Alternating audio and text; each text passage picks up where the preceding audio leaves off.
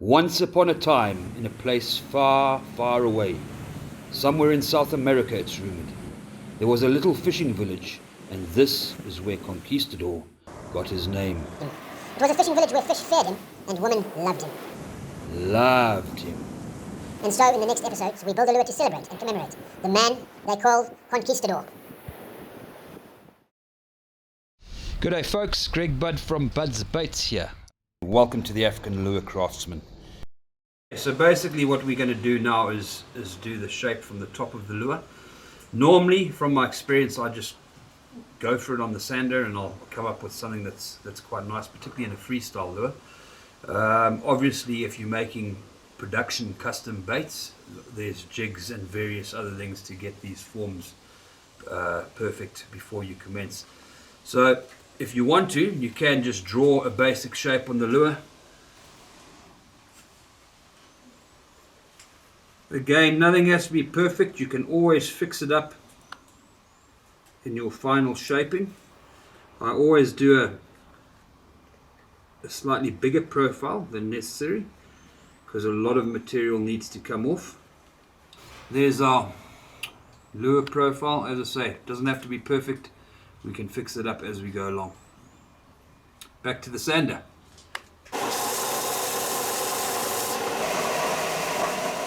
So what we've done is we've shaped the back of the lure now. Again, nothing has to be perfect in the beginning because the final shaping will take care of that. And what we're going to do now is we're going to finish the shaping, or the rough shaping, with a rasp. That's the way I like to do it. There's many ways. You could even do little bits in here, and I'll have to take some off the edges on the sander. But just to get the rough shaping done, always easier with a rasp, I feel, because it's more forgiving and you can't take off excess. On a sander, particularly with a heavy grit sanding belt, often you go too far and then you've got to start again. So this is the way to do it, I feel. Also, what you can do is you can use the back of the rasp to do your concave areas of your lure, which is at the tail, the underbelly of the tail. And that's something you can't do really well on the sander unless you use the curved edges here, which I do sometimes as well. So anyway, let's just get this done. Going back to the sander quickly.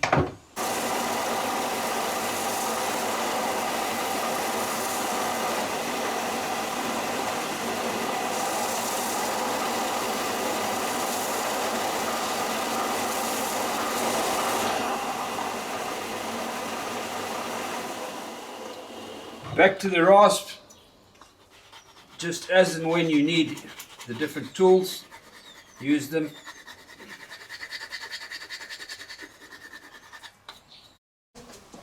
Really? That's a blind worm. Yeah, he's a big one.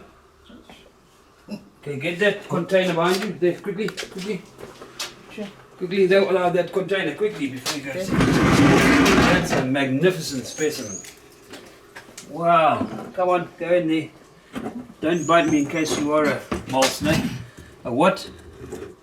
That's exactly, no, he's a blind worm, but he's a stunning one, man. Wow.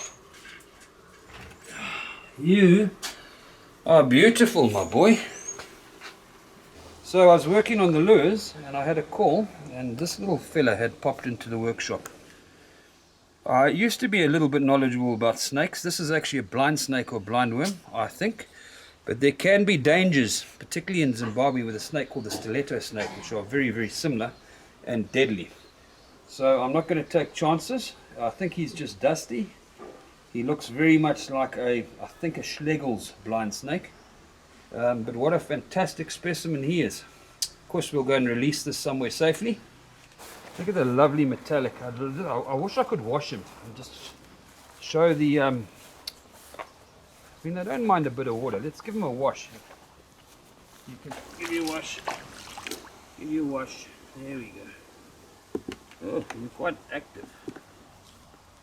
Yeah, see how shiny they are. Okay, let's not traumatize them anymore. Let's go give them a release. And here we'll do fine. Here you go, buddy. Look at you. Aren't you pretty?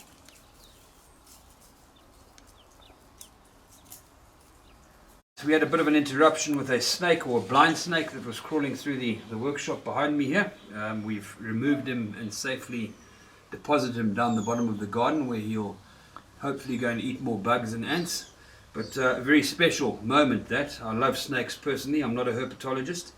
Not a usual happening. Sometimes we have lions walking up the... No, we don't actually have lions, but we have a few monkeys in here, a few baboons, various other things, which makes a pleasant change sometimes when you're working solidly. So yeah, a nice little break.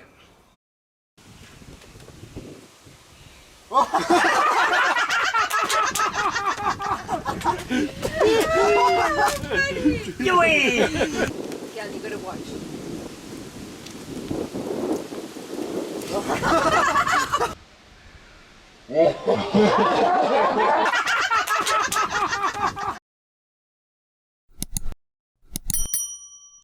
As what we've done is we've finished our rough shaping of the stick bait, looking quite nice. What we're going to do now is we're going to finish it off with sandpaper, starting off with a very heavy grit, 80 grit water paper I use all the time, just seems to last longer, and then finishing up with a 220 grit. So we'll commence that now. I always just like to cut small pieces off for my various blocks and tools. You can use a sanding block if you like. I use little pieces of wood, or I just use my hands, fold it in half. Using your hands, you just get a better curve and you get a better feel for what you're actually shaping.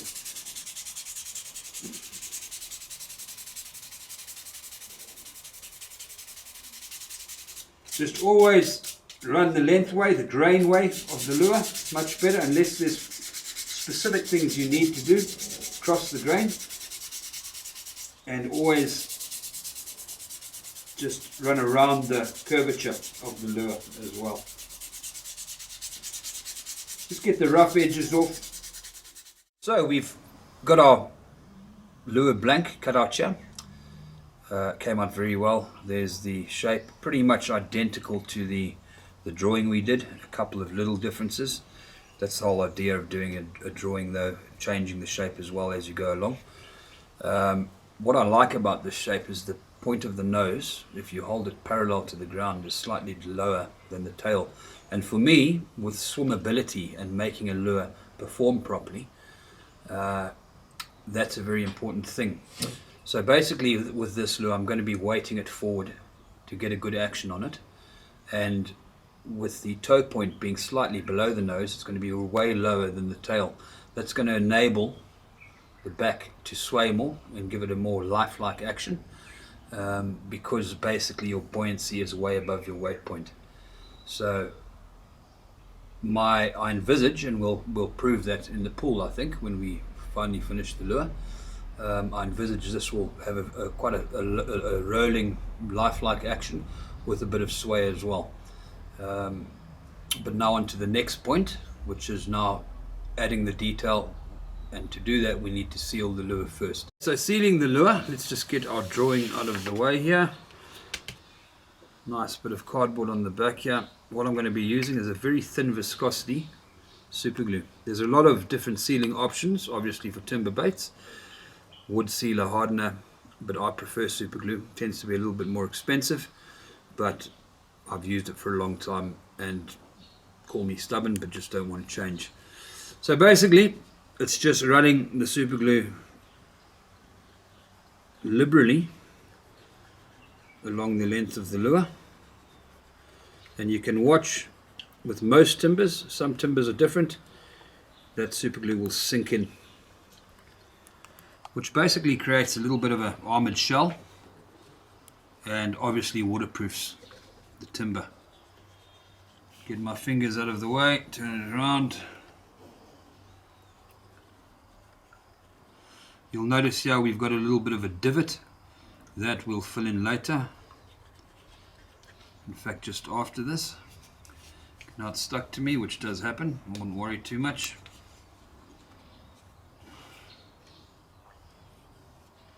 As you can see, again, very liberally Get all the exposed areas. The lure is fully sealed. What I do now, take a little bit of 220 grit and just sand back the glue, make it smooth for our next process. And what I'll have to do is fill in that little hole quickly, which I'll do.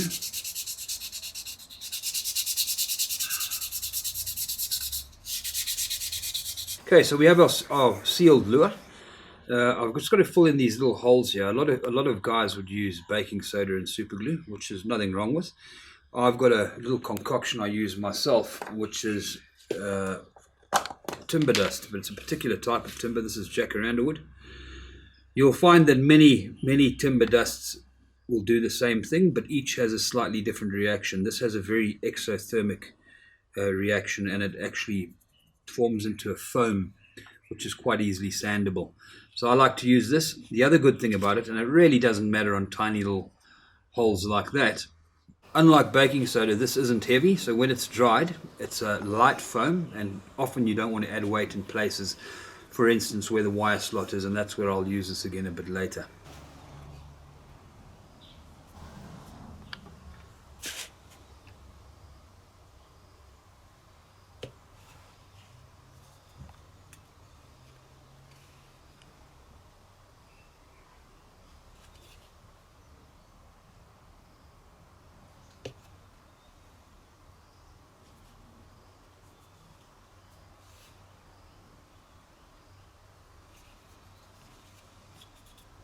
Just going to use a little bit of a mini flat file here just to get rid of the excess material where we filled the hole in. Reason being is, if I use sandpaper, it's quite malleable around my finger, and I might be pressing in, as this is quite a strong substitute now, we'll be pressing in and sanding the wood around it, and you might get an uneven finish. The file, presenting a flat surface, you can actually target areas where it's raised, and you can flatten it to the level of the wood. Just a much better option. So good folk, we've been through the basic shaping and sealing of the lure. In spite of the monkeys and snakes we've had to contend with. So don't miss the next video, where we'll show you an incredible little hack that I came up with some time ago, which is the facial detail and the gill detail. Something that I use to replace carving, and is quite useful to know.